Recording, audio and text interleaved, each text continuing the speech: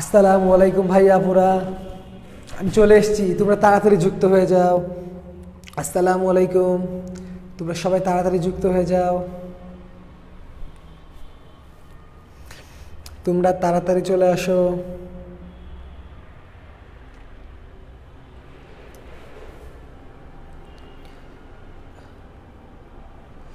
তাড়াতাড়ি সবাই যুক্ত হয়ে যাও আর আমরা আমাদের ক্লাসটা এখনই শুরু করে দেব আজকে আমাদের গ্র্যাভিটি ক্লাস নাম্বার 5 এ আমরা চলে এসেছি গ্র্যাভিটি ক্লাস 5 গ্র্যাভিটির ক্লাস নাম্বার 5 এ আমরা চলে এসেছি তোমরা আমার কথা ঠিকভাবে শুনতে পাচ্ছ কিনা আর বোর্ডের লেখা ঠিকভাবে দেখতে পাচ্ছ কিনা তাই আমি তোমাদেরকে একটা লেখা এখানে লিখে দেব তোমরা একটু আমাকে সুন্দর করে জানাবা যে তোমরা মানে সেই লেখাটা একটু কমেন্ট করে জানাবা আমাকে ওকে ঠিক আছে আমি এখানে যে লেখাটা লিখতেছি একটু কমেন্ট করে জানাও আমি বুঝতে পারবো তোমরা আমার লেখা ঠিকভাবে দেখতে পাচ্ছ কিনা আর কথা ঠিকভাবে শুনতে পাচ্ছ কিনা তাড়াতাড়ি আমাকে এটা জানাও যে এটা কি লিখেছি আমি একটু কমেন্ট করে জানাও ঠিক আছে তোমাদের একটু দেরি হলো কারণ একটা চোর এসেছিল মানে এই জন্য দেরি হলো নাহলে দেরি হইতো না আর তোমাদের কমেন্ট দেখে আমি বুঝলাম যে তোমরা উপকেন্দ্র বা উপবৃত্ত এই কনসেপ্টটা তোমরা মোস্ট অফ দ্য স্টুডেন্টসই জানো না তাই ওটা আমাকে একটু ডিপলি পড়াইতে হবে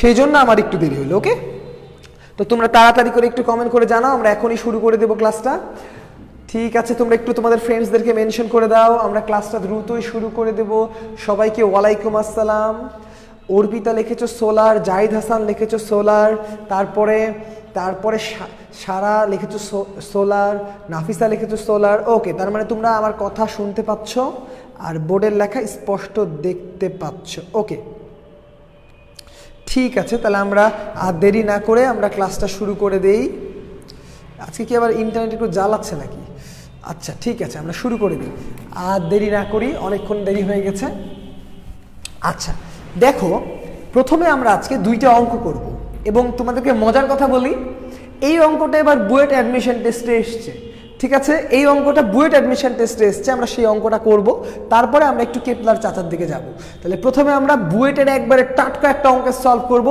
এই বছরের বুয়েট অ্যাডমিশন টেস্টের কোশ্চেন ঠিক আছে সেটা বুয়েটের 2020 সাল 21 সাল মানে এইবারকার টাটকা কোশ্চেনে সলভ করব আমরা ওকে তাহলে দেখো প্রথমে যদি আমি প্রশ্নটা লিখি তাহলে প্রশ্নটা বলতেছে 200 কেজি ভরের 200 কেজি ভরের একটি 200 কেজি ভরের একটি স্যাটেলাইটকে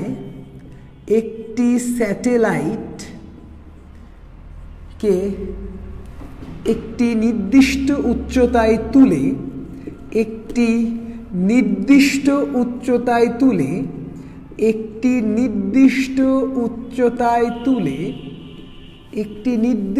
উচ্চতায় তুলে কতখানি এনার্জি দিব আমি ধরো 6500 মেগাজুল শক্তি প্রদান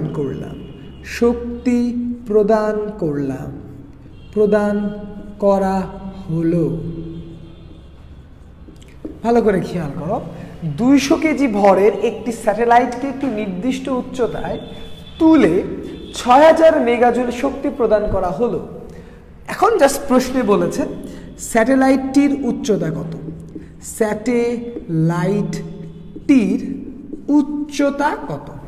স্যাটেলাইটটির উচ্চতা কত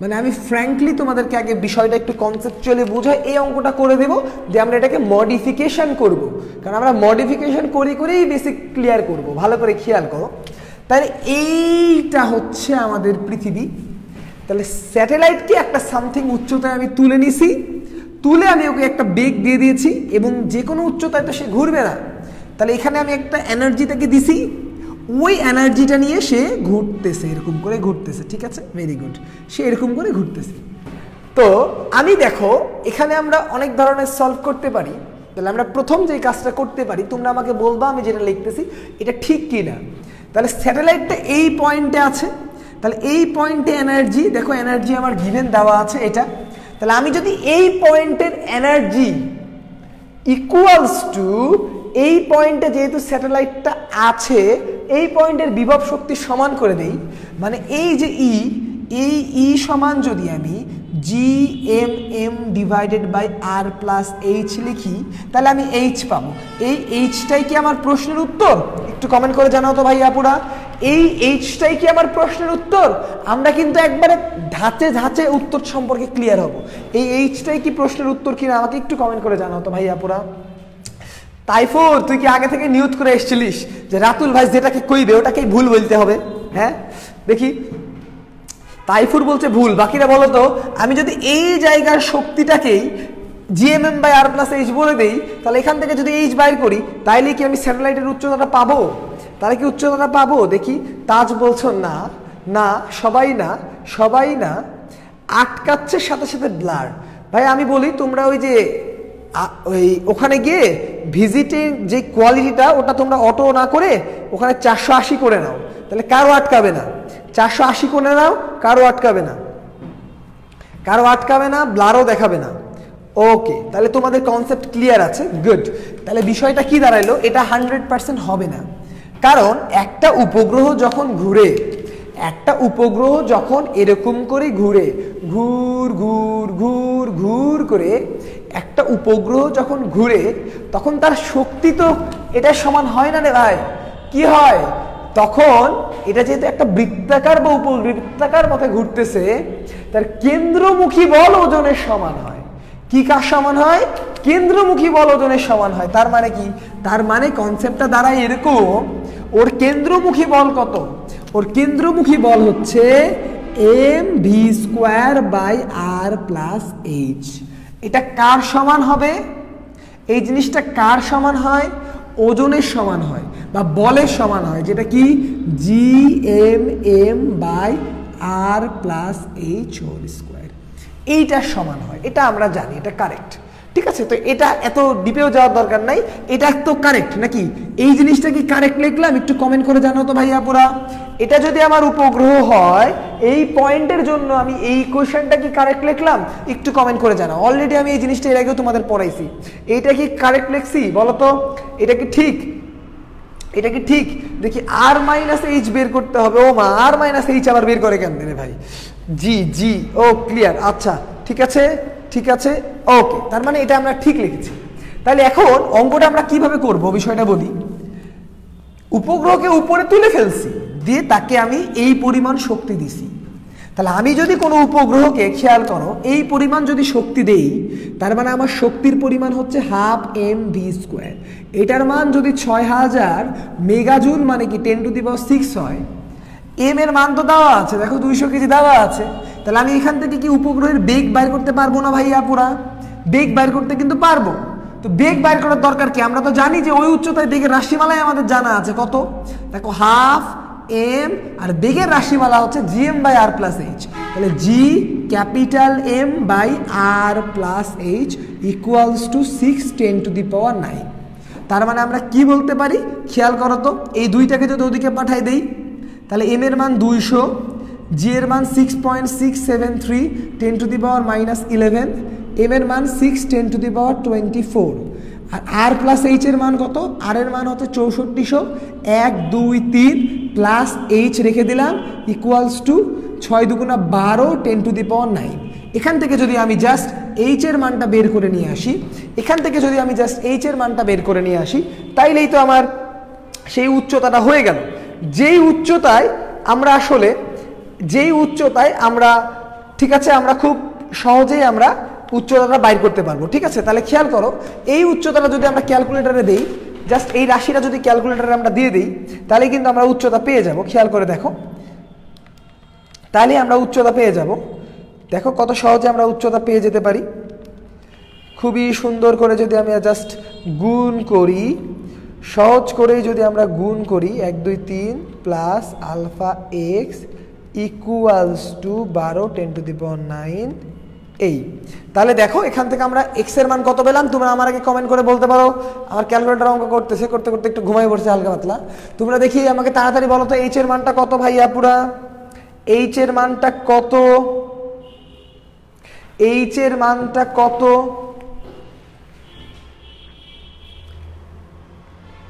এইচ এর মানটা জানাও, এইচ এর মানটা কই কই কই, কি ব্যাপার? এইচ এর মানটা, হ্যাঁ দেখো এইচ এর মানটা কত আসছে, এইচ এর মানটা আসবে মোটামুটি 273 কিলোমিটার আসে, মানে 273,000 মিটার, এটা এইচ এর মান আসে। জাস্ট ক্যালকুলেটারে ইনপুট দিলেই এটা চলে আসে। দেখো জাস্ট মান আমি যেটা লিখলাম সেটা বসালে এটাই আসে, আর কোনো কাহিনী নাই। তোমাদের উত্তর মিলছে? একটু আমাকে কমেন্ট করে জানাও তো, একটু কমেন্ট করে জানাও। এই উত্তর কি এটা আসছে? তোমাদের উত্তর কি এটা আসছে? এইচ এর মান 273 কিলোমিটার, এইচ এর মান 273 কিলোমিটার আসছে কিনা? যে এই বছরের কোশ্চেনটা দেখো, স্যাটেলাইটটা কত কিলোমিটার উপরে উঠতেছিল, তাহলে উচ্চতা ছিল 273 কিলোমিটার। অঙ্ক অবশ্যই ইজি ছিল, ঠিক আছে?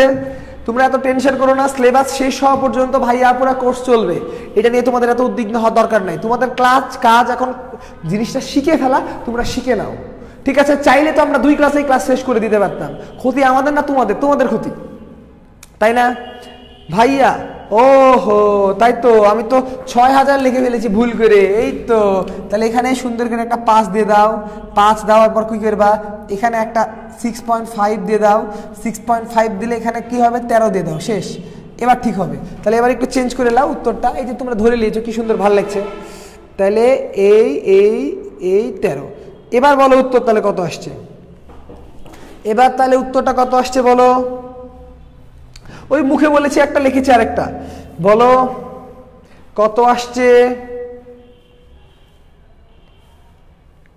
কত আসছে, কত আসছে?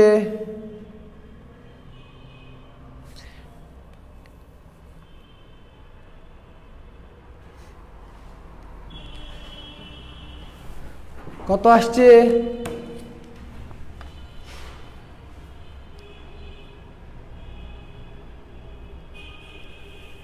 কত আসছে? ঠিক আছে, তোমরা একটু কমেন্ট করে জানাও। একটা কাজ করি, আমরা এত কিছু চেঞ্জ না করে একটা কাজ করি, এটাকে 6000 মেগা জুল বানিয়ে দেই, তাহলে আমাদের উত্তর চেঞ্জ কিছু করতে হবে না, যা বাইর করা আছে তাই থাকলো, সমস্যা নাই। এই নাও, তাহলে 273 কিলোমিটার আসে, এটাই হচ্ছে আমাদের এইচ, এই উচ্চতায় জিনিসটা ঘুরতেছে।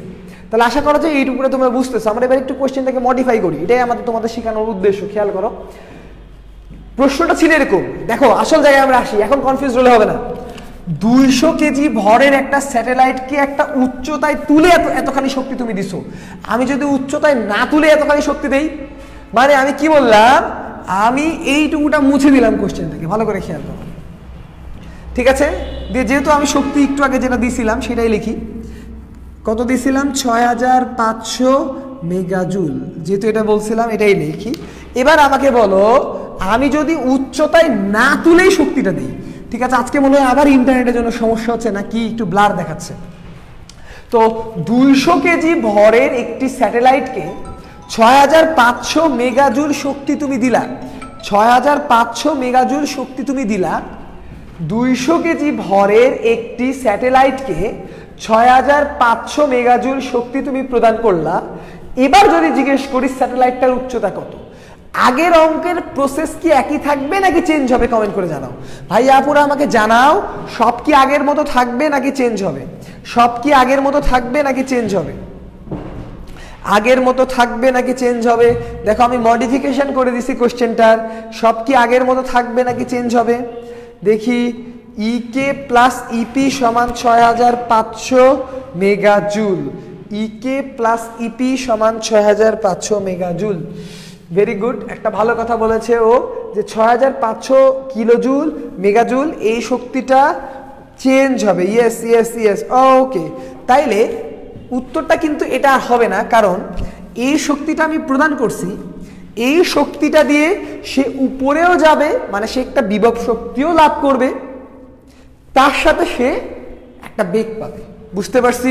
মানে এই এনার্জি নিয়ে তার গতি শক্তিও পাবে এবং সেই স্থিতি শক্তিটাও পাবে, দুটাই তাকে পেতে হবে কিন্তু, ঠিক আছে? তাহলে এইখান থেকে ওই অবস্থা পর্যন্ত তার বিভব শক্তির পরিবর্তন কতখানি, এটাও কিন্তু আমাদের একটু মনে রাখতে হবে। তাহলে আমরা কেমন করে খুব ইজিলি করতে পারি, বিষয়টা ভালো করে বুঝো, খেয়াল করো। দেখো, ইনিশিয়ালি আমরা যদি একটা পৃথিবী চিন্তা করি, দেখো খুব সহজ, এটা যদি একটা পৃথিবী হয়, তাহলে পৃথিবীতে ওই যে গাউসের সূত্র দিয়ে আমি করাইছি অলরেডি, এইটা যদি আর হয় তাহলে এই পয়েন্টে আমার বিভব হচ্ছে GM divided by R, minus GM by R. আমি যদি একটু উপরের একটা পয়েন্টে যাই, এই পয়েন্টের বিভব হচ্ছে minus GM divided by R plus H. তাহলে আমাকে একটু কমেন্ট করে বলো তো ভাইয়া আপুরা, এ পয়েন্ট আর বি পয়েন্ট এর মধ্যে কোন পয়েন্টের বিভব বেশি? এ পয়েন্টের মহাকর্ষীয় বিভব বেশি নাকি বি পয়েন্টের মহাকর্ষীয় বিভব বেশি? একটু কমেন্ট করে জানাও তো, এ পয়েন্টের বিভব বেশি নাকি বি পয়েন্টের মহাকর্ষীয় বিভব বেশি? কোন জায়গার মহাকর্ষীয় বিভব বেশি একটু কমেন্ট করে জানাও দেখি। লাবিব বলছো বি পয়েন্টের মহাকর্ষীয় বিভব বেশি, তারপরে রাজিয়া বলছো এ পয়েন্টের, রাশেদ বলছো এ পয়েন্টের। দেখি আরেকটু কমেন্ট দেখি, এটা খুবই গুরুত্বপূর্ণ একটা প্রশ্ন। ইমরান বলছো এ, পায়েল বলছো এ, সাগর বলছো বি, এ বি এ তে দেখছি তোমরা বেশি বলতেছো, তবে দ্য কারেক্ট অ্যান্সার ইজ সবচেয়ে বেশি মহাকর্ষীয় বিভব হচ্ছে বি পয়েন্টের। কারণটা কি জানো? সামনে একটা মাইনাস আছে।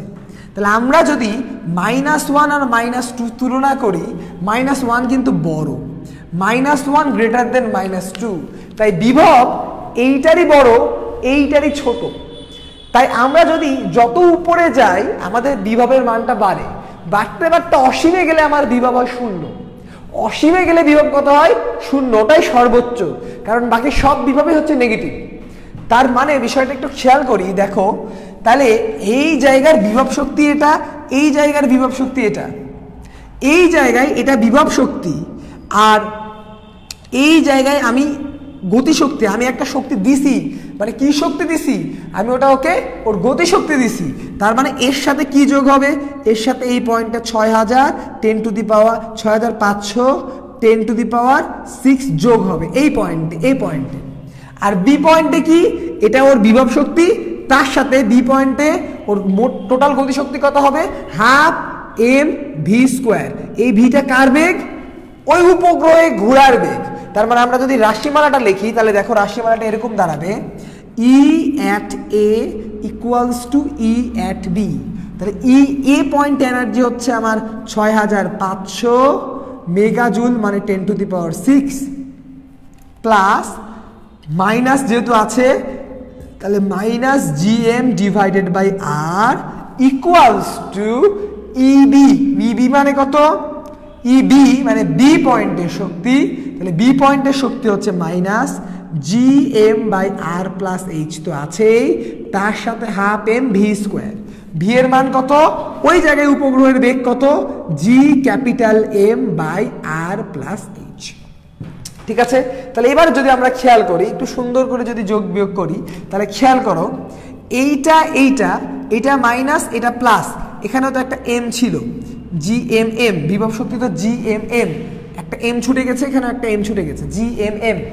তাইলে আমরা যদি এবার একটু ক্যালকুলেশন করি তাহলে দেখো আমরা সুন্দর করে পাবো 6500 10 to the power 6 equals to এইটা এদিকে চলে যাবে, আর এই দুইটা লসাগু করলে মাইনাস আসে, মানে GM by R minus GM, আরেকটা এম ছিল আরেকটা এম ছিল, divided by 2 r plus h. তো কোশ্চেনে তো এভরিথিং ইজ গিভেন, সব কিছুই তোমাকে দেওয়া আছে, শুধু এইচ এর মানটা বের করতে হবে। একটু কমেন্ট করে জানাও তো ভাই আপুরা যে এইচ এর মানটা কত আসে, আমাকে একটু কমেন্ট করে জানাও এইচ এর মানটা কত আসে, এইচ এর মানটা কত আসে একটু জানাও, আমাকে একটু জানাও। ঠিক আছে, আমরা মহাকাশে আছি তো তাই নেট একটু স্লো মো আছে, বুঝলাম। মহাকাশে থাকলে মাঝে মধ্যে নেট একটুখানি স্লো মো হয়ে যায় না, এটাই হলো বিষয়, আর কিছুই না। যেহেতু মহাকাশে আছি আমরা একটু কষ্ট মষ্ট করে। আচ্ছা, এবার না চলে যায়, এবার বলো কত উচ্চতারা কত, একটু তাড়াতাড়ি আমাকে জানাও, কমেন্ট করে জানাও ভাই আপুরা যে উচ্চতারা কত আসে, এইচ এর মানটা কত আসে, এইচ এর মানটা কত আসে একটু আমাকে জানাও, এইচ এর মানটা কত আসে,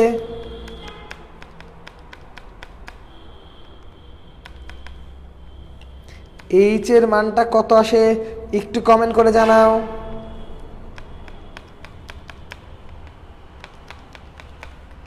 এইচ এর মানটা কত আসে, তোমরা কিন্তু ঘুমায় যাবা কমেন্ট টমেন্ট না করলে।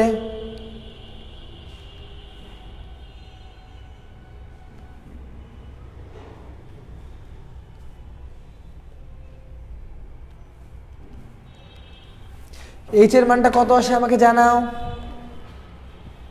কই এইচ এর মান কই তোমাদের? ভাইয়া নেগেটিভ এনার্জি কি মিন করে? বিভব শক্তি নেগেটিভ মিন করে এরকম যে, যেহেতু তুমি নেগেটিভ এনার্জির কথা জানতে চাইছো, আমি একটু বুঝাই দিই, খেয়াল করো। মানে হচ্ছে অ্যাকচুয়ালি অসীমের ভোল্টেজটাকে ধরা হয় শূন্য, ঠিক আছে? দেখো, অসীমের ভোল্টেজ শূন্য এবং ওটাকেই ধরা হয় সর্বোচ্চ ভোল্টেজ।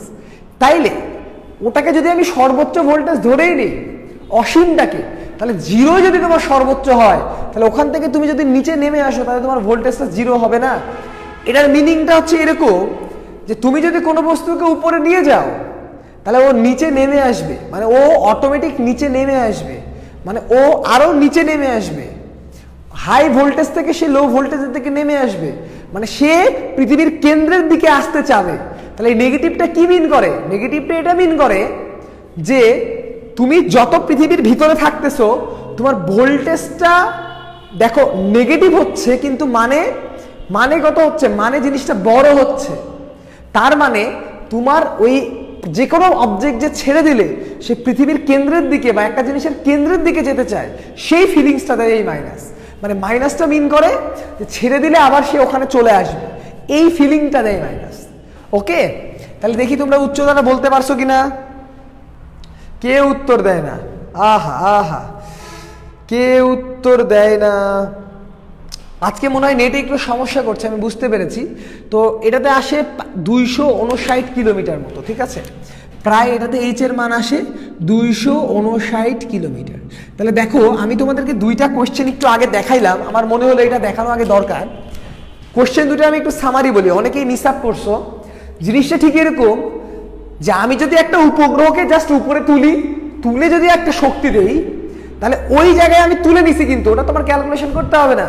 ওই জায়গায় তুমি যেই শক্তি দিছো, ওই শক্তিটা সমান হাফ এম ভি স্কোয়ার থেকে তুমি ভি বাইর করবা, আর ওই ভিটাই হবে √GM/r+h। ওখান থেকে তুমি এইচ পেয়ে যাবা, শেষ। কিন্তু তুমি যদি একটা উপগ্রহকে ভূপৃষ্ঠে একটা শক্তি দাও, তাহলে কি হবে? ও প্রথমে উপরের দিকে উঠা শুরু করবে, উপরের দিকে উঠতে উঠতে যেই টাইমে দেখবে তার কেন্দ্রমুখী বল ওজনের সমান হয়ে গেছে, তখন সে ঘুরতে থাকবে। তাই তোমাকে কি করতে হবে? এখানে তার একটা বিভব শক্তির পরিবর্তন হবে, ওই বিভব শক্তির পরিবর্তনটাও তোমার হিসাব করতে হবে। খেয়াল করো, এটা হচ্ছে তোমার দেওয়া শক্তি মানে গতিশক্তি, এটা তোমার আগের বিভব শক্তি, এটা তোমার নতুন বিভব শক্তি, এটা তোমার নতুন গতিশক্তি। আরেকবার বলতেছি, এটা তোমার দেওয়া গতিশক্তি, এটা তোমার আগের বিভব শক্তি, এটা তোমার নতুন বিভব শক্তি, এটা তোমার শেষের মানে ফাইনাল গতিশক্তি। বুঝতে পারছি? এই লাইনটা বোঝানোই শুধু ছিল আমার এতক্ষণ পেঁচাল পাড়ার উদ্দেশ্য। জাস্ট এই লাইনটা তোমাদের মাথার মধ্যে ঢুকানো ভাইয়ারা। এই লাইনটা তো আশা করি তাহলে বুঝতে পারছি নাকি? এই লাইনটা বুঝতে পারছি? ভালো করে জানাও তো আমাকে, এই লাইনটা বুঝতে পারছি কিনা। লাইনটা যদি না বুঝতে পেরে থাকি, তাহলে আমরা আরেকটা একটু কনসেপ্ট দিয়ে একটু লাইনটা চেক করি। আমার মনে হচ্ছে এই লাইনটা তোমরা এখনো ক্লিয়ার না। সমস্যা নাই, ক্লিয়ার না হলে কি করে নাটক করে লাইন ক্লিয়ার করতে আমার জানা আছে। কাকে তোমাদের মহাকাশে পাঠাবো? দাঁড়াও, কাকে পাঠাবো? আজকে কাকে পাঠাবো দেখি কে আছে। আজকে কমেন্টে সবার আগে আছে হচ্ছে নাজিফা সুলতানা। তাহলে ওকে আমরা আগে কিসে পাঠাবো? রকেটে করে পাঠাই দিই। খেয়াল করো, তাহলে নাজিফা তোমাকে রকেট করে পাঠাই দিলাম। ওকে, খেয়াল করো, মনে করো আমি নাজিফাকে এখান থেকে রকেটে করে মারি দিছি। কত বেগে মারছি খেয়াল করো, আমি এখান থেকে নাজিফাকে রকেটে করে মারছি। কত বেগে মারছি? নাজিফাকে আমি এখান থেকে মারছি 11.2 কিলোমিটার পার সেকেন্ড বেগে, মানে মুক্তি বেগে নাজিফাকে মারছি। তাহলে আলটিমেটলি ঘটনাটা কি হবে খেয়াল করো, নাজিফা নিশ্চয়ই উপরে যাইতে যাইতে যাইতে যাইতে যাইতে একটা টাইমে পৃথিবীর বন্ধনটা ছেড়ে যাবে, তাই না? একটা টাইমে যাবে, সেটা পরের কথা। আমার প্রশ্ন হচ্ছে, আমি যদি তোমাকে বলি যে এটা তো পৃথিবীর ব্যাসার্ধ আর, আমি যদি তোমাকে বলি এই জায়গাটা চিন্তা করো, এই জায়গাটা, এই দূরত্বটাও আর, ভালো করে খেয়াল করো, এইটুকুটাও আর, এইটুকুটাও আর। আমি তোমাকে প্রশ্ন করতেছি এই পয়েন্টটা কি? এ পয়েন্টে নাজিফার বেগ কত? এ পয়েন্টে নাজিফার বেগ কত? ওকে, তাহলে প্রশ্নটা কি? প্রশ্ন হচ্ছে এ পয়েন্টে নাজিফার বেগ কত, এ পয়েন্টে নাজিফার বেগ কত, এ পয়েন্টে নাজিফার বেগ কত। ঠিক আছে, প্রশ্নটা কি, এ পয়েন্টে নাজিফার বেগ কত। ঠিক আছে, আমাকে জানাও এ পয়েন্টে নাজিফার বেগ কত। তো আমি ইকুয়েশন লিখতেছি, তোমরা বলবা ঠিক নাকি ভুল। ঠিক আছে, তাহলে খেয়াল করো, আমরা এই পয়েন্ট আর এই পয়েন্ট এই দুইটা নিয়ে যদি আচরণ করি, তাহলে খেয়াল করো, আমি যদি এরকম করে লিখি, আমি ইনিশিয়ালি ওকে শক্তি দিলাম 12 m 11,200 হোল স্কোয়ার, এটা হচ্ছে গতিশক্তি, প্লাস ওর মধ্যে ওই অবস্থায় বিভব শক্তি ছিল gm ডিভাইডেড বাই r।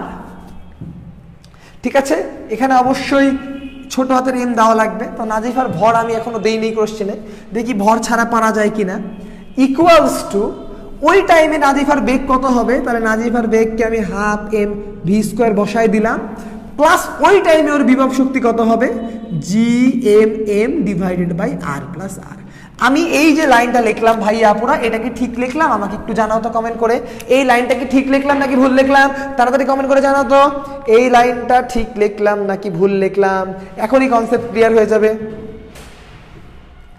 ওরে বাপরে, এই তোমরা তোমরা তোমরা এই যে নাজিফা, তুমি তাড়াতাড়ি উত্তর দাও যে তোমার বেগ কত। তুমি যখন পৃথিবীর ব্যাসার্ধের সমান উচ্চতায় উঠবা, তোমার বেগ কত, এটা হচ্ছে প্রশ্ন। দেখো তো এইটা কি ঠিক বলেছি, দেখি কে বলছে ঠিক কে বলছে ভুল। সায়াদ লাবিব বলছে ঠিক, ফরিদুজ্জামান বলছে মাইনাস কই, দেখি ঠিক নাকি ভুল, তাড়াতাড়ি জানাও তো ঠিক নাকি ভুল, ঠিক নাকি ভুল। ভুল।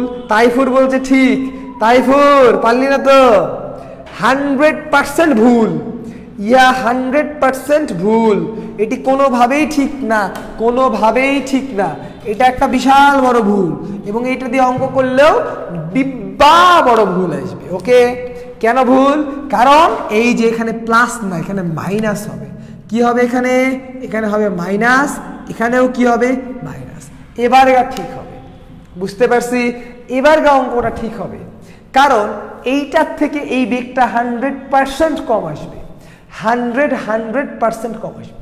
তোমরা তাহলে একটু কমেন্ট করে জানাও ভাই আপুরা যে বেগের মানটা কত, বেগের মানটা কত, দ্রুত কমেন্ট করে জানাও।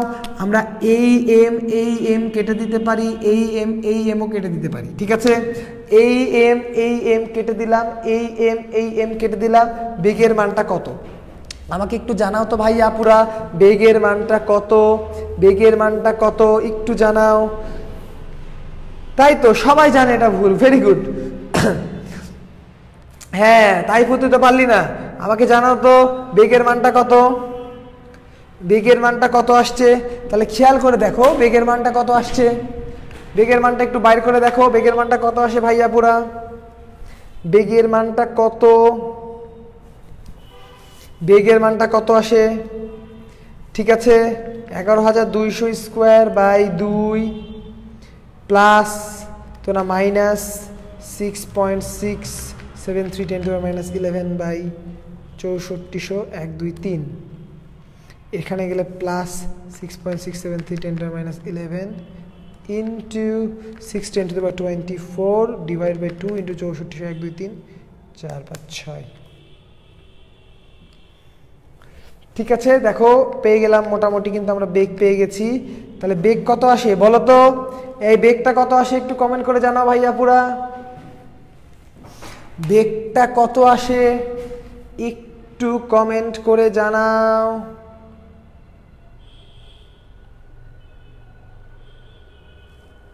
এরা কেউ ক্যালকুলেটর নিয়ে বসেনি, বুঝিনি ভাইয়া, বুঝিনি। খন্দকার ফরিদুজ্জামান, তুমি তো উত্তর ঠিক দিয়েছো। যারা বুঝেনি এদেরকে আমি আরেকবার বুঝাই, দাঁড়াও, না বুঝলে তো হবে না, এই জায়গাটা অনেকেই বুঝতে পারে না। তাহলে বেগের মান অ্যারাউন্ড কত আসবে দেখো, 7.9 কিলোমিটার পার সেকেন্ড আসবে মনে হয় বেগের মান, এটাই আসার কথা। যারা বুঝোনি আরেকবার খেয়াল করো, দেখো এইখানে এই জায়গাটা হচ্ছে আমার পৃথিবীর পৃষ্ঠ, তাহলে আমার পৃথিবীর পৃষ্ঠে এই বস্তুটার উপরে দুইটা শক্তি আছে, এই বিন্দুতে আমার মোট শক্তি অবশ্যই আমার বিভব শক্তি এবং গতিশক্তির সমান। তাহলে গতিশক্তি কত আর বিভব শক্তি কত, এই বিন্দুতে আমার বিভব শক্তি হচ্ছে minus G M m by R, আর এই বিন্দুতে আমার গতিশক্তি কত, হাফ এম ভি স্কোয়ার। এখন এখান থেকে যখন সে উপরে যাবে, মানে বিষয়টা বুঝো, এটা একটা মার্কার, আমি এরকম করে ছুঁড়ে দিলাম, আবার দেখো ছুঁড়ে দিলাম, আবার মনে করো ছুঁড়ে দিলাম, তাহলে একটা মার্কারকে যদি আমি এরকম করে উপরে ছুঁড়ে দিই তাহলে ধীরে ধীরে ওর বেগটা কমে না? ঠিক তেমনই করে আমি যে নাজিফাকে উপরে ছুঁড়ে দিছি, নাজিফার বেগটা ধীরে ধীরে কমবে না? কমবে না কমবে না? অবশ্যই কমবে। তাহলে নাজিফার বেগটা যদি ধীরে ধীরে কমে, তাহলে নাজিফার বেগটা যদি ধীরে ধীরে কমে, তাহলে এখান থেকে কমে কমে এখানে যাবে নাজিফার বেগ। তাহলে কমতে কমতে এই টাইমে ওর বেগ যদি ভি হয়, তখনও তো ওর মোট শক্তি স্থিতিশক্তি প্লাস গতিশক্তি হবে। তাহলে ওই টাইমে স্থিতিশক্তি কত, minus G M m by R plus H. আর এর এইচ এর মান কত, আর ইকে কত, হাফ এম ভি স্কোয়ার। এই ভিটাই তো বাইর করতে হবে আমার, কারণ এই ভিটা তো দেওয়া, এই ভিটা কত, 11.2। এই ভিটা বাইর করলেই হয়ে যাবে। মানে আমরা কিছুই করি নাই, আদি শক্তি সমান শেষ শক্তি, এইটুকুটাই করছি, আর কিছুই করি নাই। যে বুঝতে পারছিল না, বুঝতে পারছো ভাই আপু? তুমি কি বুঝতে পারছো? বুঝতে পারছো? তুমি কি বুঝতে পারছো? আমাকে একটু কমেন্ট করে জানাও বুঝতে পারছো কিনা। আচ্ছা ঠিক আছে রোহান, তোমার উত্তর কারেক্ট, তোমার নাম আমার মনে থাকলো। তাহলে আমরা এবার একটু সামনের দিকে আগাই। এবার খেয়াল করো, এবার আমরা শুরু করব খুব মজার একটা জিনিস। পুরোপুরি হয়তো শেষ পর্যন্ত যাইতে পারবো না, যতখানি শুরু করে বোঝানো যায় ততখানি আমরা ক্লিয়ার করব, ঠিক আছে? তো আমরা কেপলারের সূত্র পড়ব ডিটেলসে। আগে বেসিকটা ক্লিয়ার করার জন্য আমাদের প্রথমে হালকা পাতলা উপবৃত্ত সম্পর্কে জানা লাগবে। উপবৃত্ত, তো উপবৃত্ত জিনিসটা কি আমরা একটু খেয়াল করো। উপবৃত্ত মানে তিন ধরনের উপবৃত্ত আমরা আগে আঁকি, ছবি খেয়াল করো। এইটা একটা উপবৃত্ত, আরে আমার উপবৃত্ত রে ভাই, এটা একখানি উপবৃত্ত, এটা আরেকখানা উপবৃত্ত, আবার মনে করো এটা আরেকখানা উপবৃত্ত। এই তিন ধরনের উপবৃত্ত অ্যাকচুয়ালি হতে পারে, অ্যাকচুয়ালি বলতে গেলে। তো আমরা আগে তিন ধরনের উপবৃত্তকে একটু চিনি, খেয়াল করো। যদি এই টাইপের কোনো উপবৃত্ত হয়, এই টাইপের উপবৃত্তের ইকুয়েশনটা হয় এরকম, x minus alpha square plus y minus beta square সমান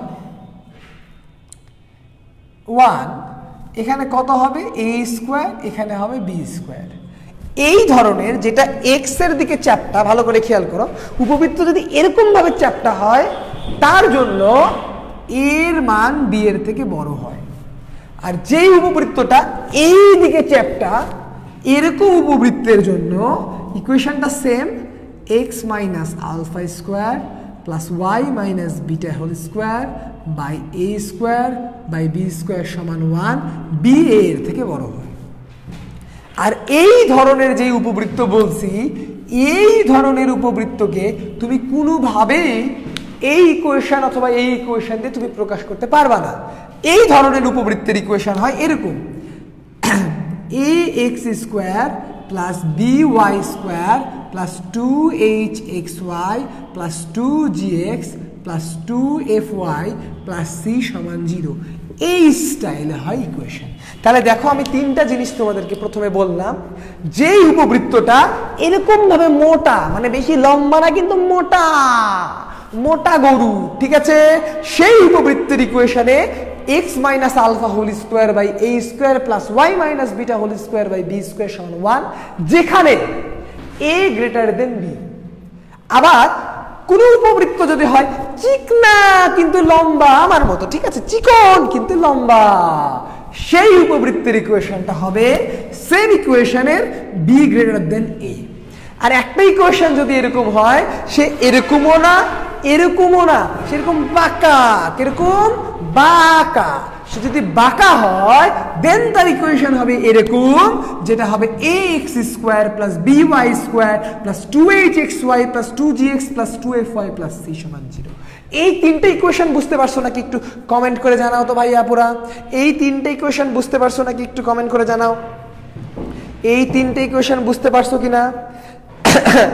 এই এই এই এই এই আল্লাহ, গরু মানে গরু, এমনি গরু বলেছি, তোমাদের কাউকে বলেছি নাকি? ছি ছি ছি, কি বলো তোমরা, বুঝতে পারছো? আল্লাহ, কি বলে এরা? জি ভাইয়া, ওকে। তাইলে তাইলে তাইলে তাইলে এবার দেখো, এইটুকুটা যদি আমরা বুঝতে পেরে থাকি, এবার আমরা সুন্দর করে একটা আমাদের চেনা জানা উপবৃত্ত আঁকি। তারপরে আমরা একটু কেপলারের প্রথম সূত্র আজকে আমরা শেষ করতে পারবো, কোনো সমস্যা নাই, সহজ সূত্র ওটা। খেয়াল করো,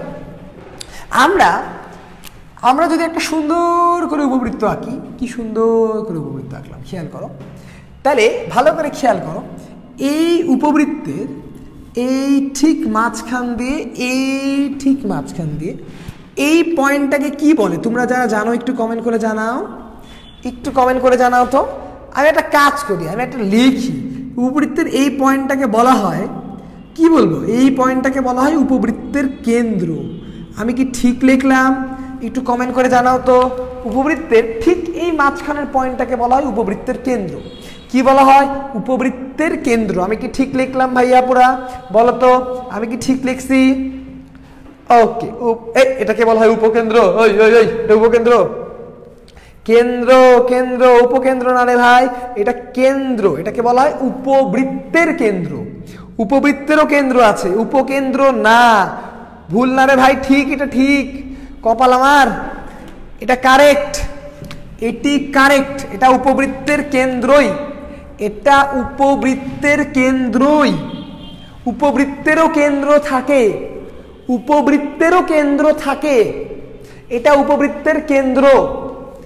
আর এই যে দূরত্বটা, এইখানে একটা পয়েন্ট আর এইখানে একটা পয়েন্ট, এই পয়েন্টটাকে বলা হয় উপকেন্দ্র, এই পয়েন্টটাকে বলা হয় উপকেন্দ্র। কি বলা হয়? উপকেন্দ্র, উপকেন্দ্র। আর উপবৃত্তের একটা স্পেশাল টার্ম আছে, এটাকে বলা হয় ই। এই ই মানে হলো উৎকেন্দ্রিকতা, উৎকেন্দ্রিকতা, উৎকেন্দ্রিকতা। এটা মানে হচ্ছে ই, যেটার মানে হচ্ছে √1-b² ঠিক আছে? তো আমরা এইটুকুটা বুঝি যে উপবৃত্তের এটার মান হচ্ছে উৎকেন্দ্রিকতা, এবং উপবৃত্তের জন্য উপবৃত্তে ই এর মান অবশ্যই 1-এর থেকে কম হয়। ঠিক আছে, উপবৃত্তে ই এর মান 1-এর থেকে কম হয়। এবার একটা জিনিস বলি, যেহেতু এই জিনিসটা ছোট, এটাকে বলা হয় বি, আর এই গোটা টুকুটা যেহেতু বড়, এটাকে বলা হয় এ। কারণ এই টাইপের মোটা গরুর এ গ্রেটার দেন বি হয়, একটু আগে দেখাইলাম। তাহলে এটা যদি একটা উপবৃত্ত হয়, তাহলে এইটুকুটা হচ্ছে তার বৃহৎ অক্ষের অর্ধেক, এইটুকুটা তার ক্ষুদ্র অক্ষের অর্ধেক। ঠিক আছে? তাহলে একটু দ্রুত করে আমাকে বলো তো, তোমরা কি জানো যে এই উপবৃত্তের ক্ষেত্রফল কত? এই উপবৃত্তের টোটাল এরিয়া হচ্ছে π × AB। এগুলা ম্যাথে পড়ানো হয়। তাইলে এইটুকুটা হচ্ছে আমার একটা উপবৃত্ত, এটা তার কেন্দ্র, এটা তার ফোকাস, উপকেন্দ্র, বা এটাকে বলা হয় ফোকাস। কি বলে? Focus, focus. কি বলে? ফোকাস। এবার আমি আগে কেপলারের সূত্রটা একটু ভালো করে মুখে বলি, তারপরে বোর্ডে আমি পয়েন্ট করে লিখব। কেপলারের প্রথম সূত্র খুবই সহজ। কেপলারের প্রথম সূত্র বলতেছে, পৃথিবীকে ফোকাসে রেখে গ্রহগুলো উপবৃত্তাকার কক্ষপথে ঘোরে। খুবই সহজ কথা। সূর্যকে ফোকাসে রেখে গ্রহগুলো উপবৃত্তাকার কক্ষপথে ঘোরে। তাহলে ভালো করে খেয়াল করি, এবার আমি লিখি, আমি কিন্তু মুখে বলে দিয়েছি, এখন লিখবো, তোমরা বলবা ঠিক নাকি ভুল। সূর্যকে ফোকাসে রেখে গ্রহগুলো উপবৃত্তাকার কক্ষপথে ঘোরে। সূর্যকে ফোকাসে রেখে গ্রহগুলো উপবৃত্তাকার পথে ঘোরে। তাহলে আমরা এবার সুন্দর করে যদি কেপলারের ফার্স্ট লটা লিখে ফেলি, তাহলে খেয়াল করো, কেপলারের প্রথম সূত্র, কেপলারের ফার্স্ট ল কেপলারের প্রথম সূত্র হচ্ছে সূর্যকে সূর্যকে সূর্যকে কেন্দ্রে রেখে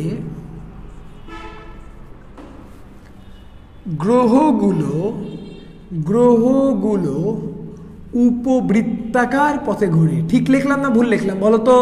উপবৃত্তাকার কক্ষপথে ঘোরে, কক্ষপথে ঘোরে, উপবৃত্তাকার কক্ষপথে ঘোরে। সূর্যকে কেন্দ্রে রেখে গ্রহগুলো উপবৃত্তাকার কক্ষপথে ঘোরে। আমি ঠিক লিখলাম না ভুল লিখলাম ভাইয়া আপুরা একটু কমেন্ট করে জানাও। অনেক দেরি করে ফেলছি তোমাদের না, একটু চেষ্টা করি ভাইয়ারা। ঠিক এবার ভাইয়া নিয়ম মেনেছেন, ভুল লেখার কথা ছিল না। আহা আহা, হ্যাঁ নিয়ম সবসময় একই রাখলে যে তোরা মুখস্থ উত্তর দিবি তা করা যায়? দেখি ঠিক নাকি ভুল, ঠিক নাকি ভুল। আমার মোবাইলে মাত্র 9% চার্জ আছে রে ভাই, দেখি তাহলে ভুল ভুল ভুল ভুল ভুল। সূর্যের সাথে চার্জার লাগাই দিলে হয়। হ্যাঁ ভালো কথা বলেছিস। তাইলে এখানে 100% ভুল। কি ভুল? কেন্দ্রে হবে না, কি লিখতে হবে? ফোকাসে রেখে বা উপকেন্দ্রে রেখে, উপকেন্দ্রে রেখে, উপকেন্দ্রে রেখে, সূর্যকে উপকেন্দ্রে রেখে গ্রহগুলো উপবৃত্তাকার পথে ঘোরে। তাহলে এবার আমি ছবিটাকে যদি একটু সুন্দর করি, ভালো করে খেয়াল করো। আমি মনে করলাম আমার এই যে ফোকাস, এই ফোকাস আছে সূর্য মামা কি সুন্দর করে আলো দাও, সূর্য মামা আসি গেছে, এইটা আমার পৃথিবী, এটা হলো পৃথিবী, এটা হলো সূর্য। আমি কি ছবি ঠিক আঁকলাম নাকি ভুল? ভালো করে খেয়াল করো। সূর্য মামা ওখানে, পৃথিবী ওখানে। আমি ঠিক লিখলাম নাকি ভুল লিখলাম?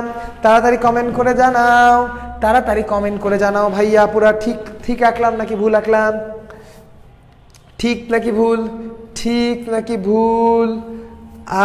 ভুল করছি না আমি, তাই না? দাঁড়া ভুল করছি, দাঁড়া। ঠিক, ভেরি গুড।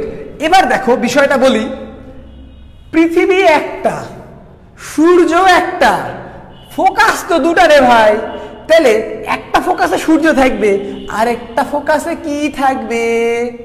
একটা ফোকাসে যদি সূর্য থাকে আর একটা ফোকাসে কি থাকবে? উত্তর হলো ফাঁকাই থাকবে। আর একটা ফোকাস কেমন থাকবে? ফাঁকাই থাকবে। তো সূর্য এই ফোকাসেও থাকতে পারে, এই ফোকাসেও থাকতে পারে। কোন ফোকাসে থাকবে সেটা এখন বলা যাচ্ছে না। ওকে, এবার আমরা একটু বিষয়টা ভালো করে একটু ফিল করাই তোমাদেরকে।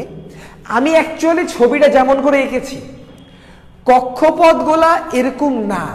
মানে বলতেছে এরকম যে কেপলারের সূত্র মোতাবেক সূর্যকে ফোকাসে রেখে, কোথায় রেখে ভাইয়া আপুরা? ফোকাসে রেখে। কাকে ফোকাসে রেখে? সূর্যকে ফোকাসে রেখে গ্রহগুলো উপবৃত্তাকার পথে ঘুরবে। বাট এমনই উপবৃত্তাকার পথে ঘুরবে যেই উপবৃত্তের বৃহদাক্ষ এবং ক্ষুদ্রাক্ষ এর মাঝে দূরত্বের ব্যবধান অতিরিক্ত সামান্য। আবার ভালো করে বলি, বলতেছে দেখো আমি যদি এই জিনিসটাকে নীল কালি দিয়ে দেই আর এই লাইনটাকে যদি লাল কালি দিয়ে দেই, বলতেছে এ আর বি এর মধ্যে সম্পর্ক হচ্ছে এ টেন্স টু বি অথবা বি টেন্স টু এ। মানে এদের দূরত্বগুলা খুবই কাছাকাছি।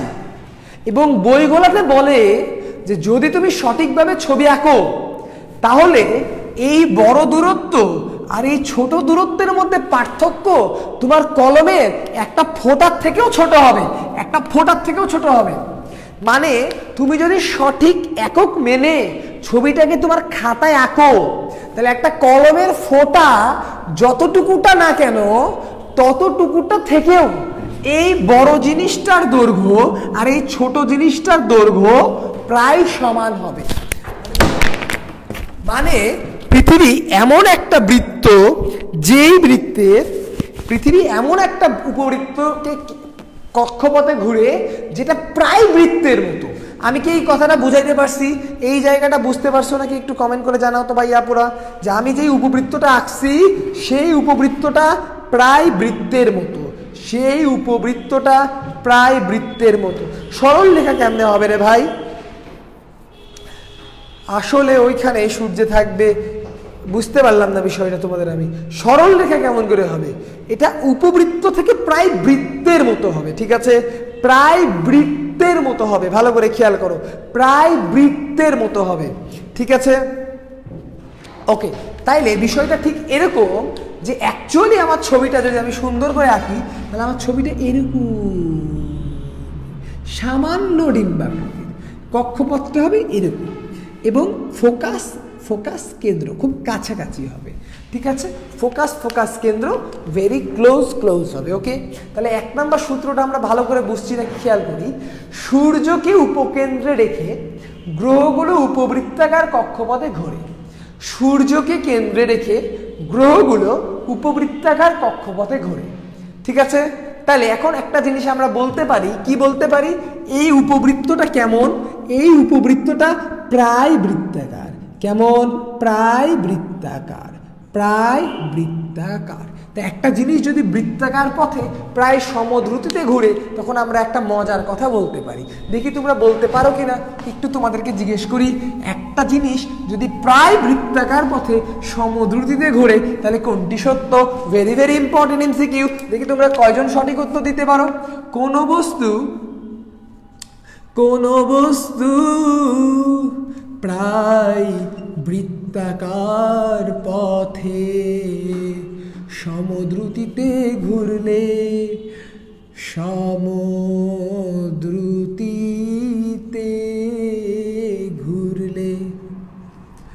কোন বস্তু প্রায় বৃত্তাকার পথে সমদ্রুতিতে ঘুরলে, কোন বস্তু প্রায় বৃত্তাকার পথে সমদ্রুতিতে ঘুরলে, প্রায় বৃত্তাকার পথে যদি সমদ্রুতিতে ঘুরে, তবে কোন বস্তু, তবে কোনটি সঠিক? কোনটি সঠিক? এ নাম্বার অপশন। কেন্দ্রমুখী বল সমান কেন্দ্র বিমুখী বল, বি নাম্বার অপশন।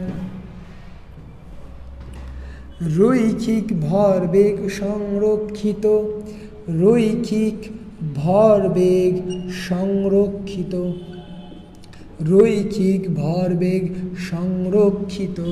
নাম্বার 3 কৌণিক ভরবেগ সংরক্ষিত। Number D all. তাড়াতাড়ি জানাও ভাইয়া পুরা, দেখি তোমরা কতখানি কনসেপ্ট ক্লিয়ার। কোন বস্তু যদি প্রায় বৃত্তাকার পথে ঘোরে, তাইলে আমরা কোনটা বলতে পারি? কোন বস্তু যদি প্রায় বৃত্তাকার পথে ঘোরে, তোরা তো ছি কি বলবো, তোরা আমাকে এইভাবে করে ওয়াজ মাহফিলের বক্তা বানিয়ে দিচ্ছিস রে। ছি তোরা কি খারাপ।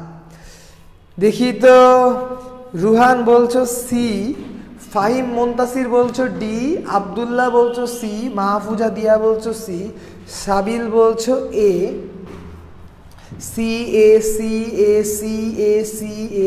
অনেক কিছু বলতেছো তোমরা, অনেকেই অনেক কিছু বলতেছে। এ সি, তাইফুর বলছো সি, হুমায়রা বলছো ডি। উত্তরটা দিয়ে দিই। দ্য কারেক্ট অ্যান্সার ইজ কৌণিক ভরবেগ সংরক্ষিত। কি সংরক্ষিত ভাইয়া আপুরা? কৌণিক ভরবেগ সংরক্ষিত। কি সংরক্ষিত? কৌণিক ভরবেগ সংরক্ষিত। Very very important. কি সংরক্ষিত?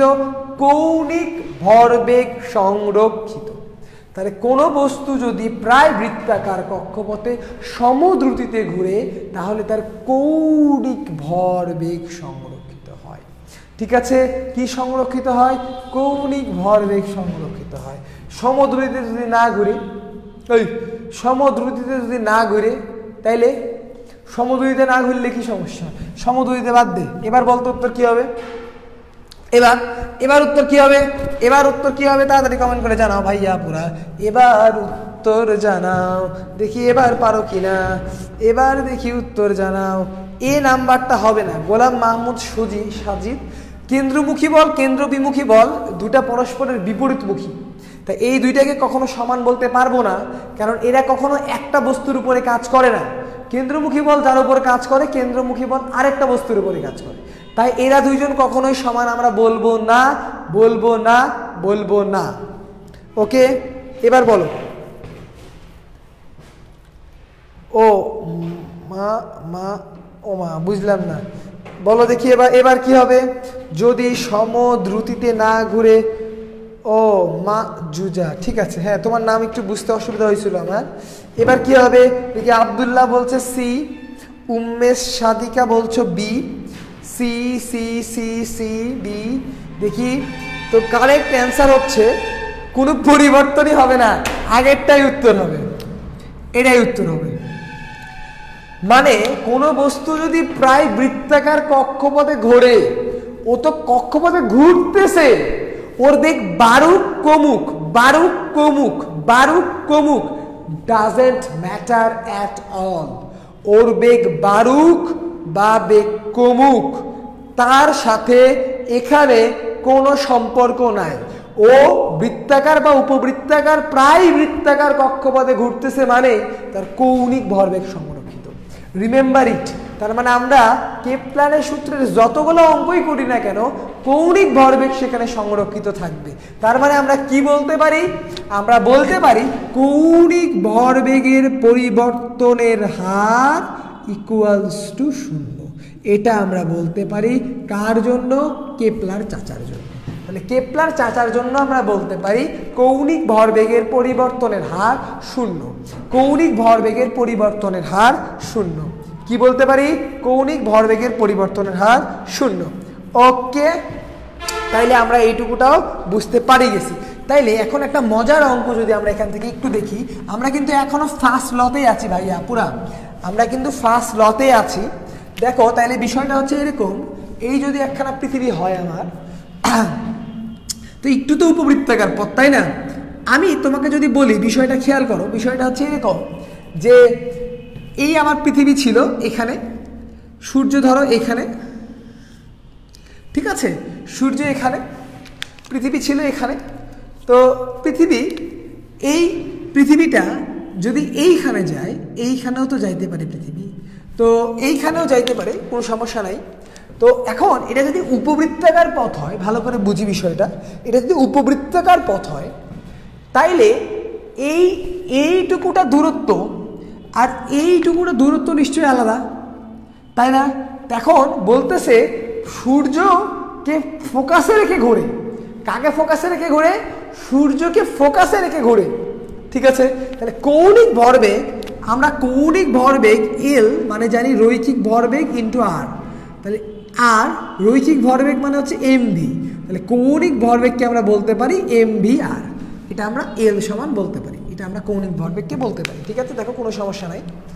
আমাদেরকে একটু জানতে হবে ভাইয়ারা, এই আর এর পরিচয়টা কি? এই আর এর পরিচয় হচ্ছে যাকে ফোকাসে রেখে ঘুরতেছে, মানে যেই জায়গাকে অক্ষ করে ঘুরতেছে ওর থেকে দূরত্ব। মানে সূর্য যদি এখানে থাকে, ভালো করে খেয়াল করো, এইখানে যদি থাকে তাহলে এইটা হবে আমার আর, আর যদি পৃথিবীটা যদি এখানে থাকে তাহলে এই গোটাটা আমার আর হবে, ভালো করে খেয়াল করো, আর হবে। তাহলে আমি যদি এই পয়েন্টের বেগটাকে দেই ভি এ, আর এই পয়েন্টের বেগটাকে যদি দেই ভি বি, তাহলে আমাকে তোমরা তাড়াতাড়ি কমেন্ট করে জানাও তো, ভি এ এটা কি ভিবির থেকে বড়, নাকি ভি এ এটা ভিবির থেকে ছোট, নাকি ভি এ এটা ভিবির সমান? মানে সূর্য যেই ফোকাসে আছে সেই ফোকাসের কাছাকাছি পৃথিবীর বেগ বেশি, নাকি দূরে গেলে পৃথিবীর বেগ বেশি? একটু কমেন্ট করে জানাও তো ভাইয়া পুরা, কোন জায়গায় পৃথিবীর বেগ বেশি? দেখি কে সবার আগে উত্তর দিতে পারে। সৈয়দ লাবিব বলছো এ, তাইফুর বলছো সি, মোহাম্মদ আব্দুল্লাহ বলছো, ওমা উত্তরগুলো কই গেল? রুহান বলছো এ, তারপরে সুরঞ্জন বলছো বি, মাহির অর্ক বলছো সি। আচ্ছা আমি এবার উত্তরে আসি। দেখো খুবই সিম্পল, কিন্তু কঠিন কোনো জিনিস না। এইটুকুটা দূরত্ব যদি আর হয়, আমরা এই পয়েন্টে যদি আমরা কৌণিক ভরবেগ লিখি, তাহলে এম ভি এ ইন্টু আর এ, এই পয়েন্টের কৌণিক ভরবেগ হচ্ছে এম, ভি বি ইন্টু আর বি। তাহলে আমরা বলতে পারি কৌণিক ভরবেগ এ সমান কৌণিক ভরবেগ বি। তাহলে এম ভি এ আর এ সমান M V B r B. তাহলে এরকম যদি হয় তাহলে খেয়াল করো আমরা এই এম এম সুন্দর করে কেটে দিতে পারলাম। তাহলে এম এম যদি আমরা কেটে দিই তাইলে দেখো v A r A v B r B.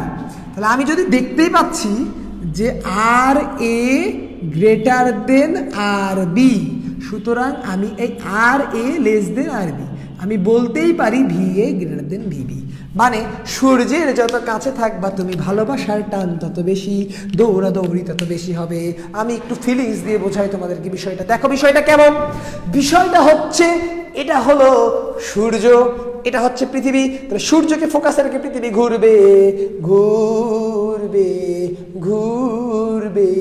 দেখো দেখছে এখানে পৃথিবী এখানে সূর্য, কি সুন্দর কাছাকাছি সম্পর্ক, ভালোবাসার টানে কাছে আসে, সুন্দর করে জুড়ে জুড়ে ঘুরবে, আবার দূরে চলে গেল, আস্তে আস্তে ঘুরবে, ঘুরতে ঘুরতে আবার জুড়ে ঘুরে আস্তে আস্তে যাবে, আবার জোরে এসে আস্তে আস্তে যাবে, আবার আস্তে আস্তে আস্তে আস্তে আস্তে আস্তে জোরে, আস্তে আস্তে আস্তে আস্তে আস্তে আবার জোরে। মানে কি বিষয়টা, মনে করো এই সূর্য হচ্ছে পৃথিবীর গার্লফ্রেন্ড।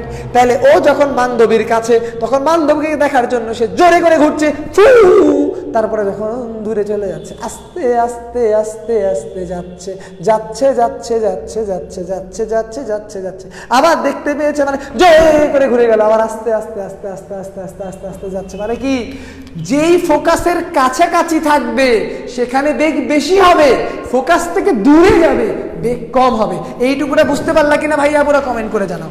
এইটুকুটা বুঝতে পারলা কিনা তাড়াতাড়ি কমেন্ট করে জানাও, তাইলে আমি ক্লাসটা শেষ করে দেবো। এইটুকুটা কি বুঝতে পারলা যে কাছের ফোকাসে থাকলে বেগ বেশি হবে, দূরের ফোকাসে গেলে বেগ কম হবে। আমার মোবাইলই বন্ধ হয়ে গেছে। কাছের ফোকাসে থাকলে বেগ বেশি হবে, দূরের ফোকাসে থাকলে বেগ কম হবে। মানে সূর্য যদি পৃথিবীর কাছাকাছি থাকে দ্রুত যাবে পৃথিবী, আর যদি দূরে থাকে আস্তে আস্তে যাবে পৃথিবী। এইটুকুটা বুঝতে পারছো? একটু কমেন্ট করে জানাও। আজকে একটু জটিল জটিল জিনিস পড়াইছি, তোমাদের কি ক্লাস ভালো লাগছে ভাইয়ারা? বুঝতে পারছো কি কি পড়াইছি বলি? একটা পৃথিবীকে নিচে রেখে বেগ দিছি, তাহলে কি হবে? ওই বিভব শক্তির পরিবর্তনটা হিসাব করতে হবে। উপরে রেখে বেগ দিছি, বিভব শক্তির কোনো পরিবর্তন হিসাব করতে হবে না, ওই জায়গায় নর্মালি ঘোরানোই হবে। তারপর কেপলারের প্রথম সূত্রে গেছি, 3 ধরনের উপবৃত্ত দেখাইছি।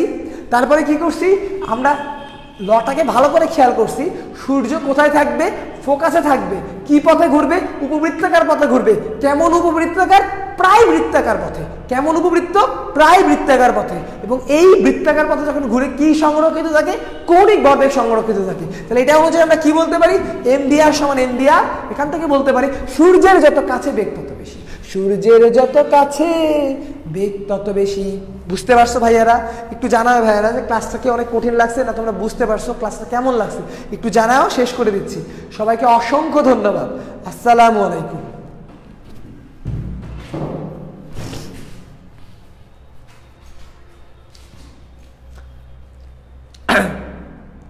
হ্যাঁ এই তো তাইফুর, ঠিক বলেছিস। ঠিক আছে, তোমাদের সাথে ইনশাল্লাহ সামনে বৃহস্পতিবারে দেখা হবে। তোমরা জানাও তোমাদের কঠিন জিনিস আমার বুঝতে কোনো অসুবিধা হয়েছে নাকি। ওকে